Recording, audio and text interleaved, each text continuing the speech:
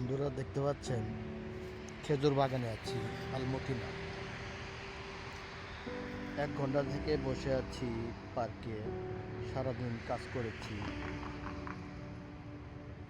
আমি এই লোকটিকে দেখতেছি ঘুমাচ্ছে, মাঝে মধ্যে নড়াচড়া করতেছে, গুড়ি গুড়ি বৃষ্টি আসতেছে। এখন ওনার কি হবে, কোথায় যাবে, কোথায় ঘুমাবে? অপেক্ষা করতেছি ঘুম থেকে উঠলে সর্বোচ্চ চেষ্টা করব আমার ভিলাতে নিয়ে তাকে আজকে রাতটা থাকতে দেব।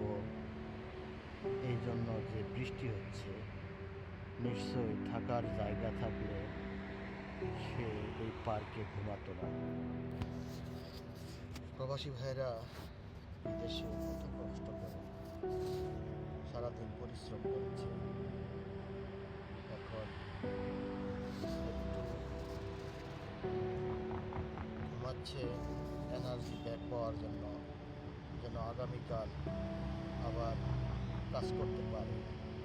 পাহাড়ি প্রবাসী কত কষ্ট করে টাকা ইনকাম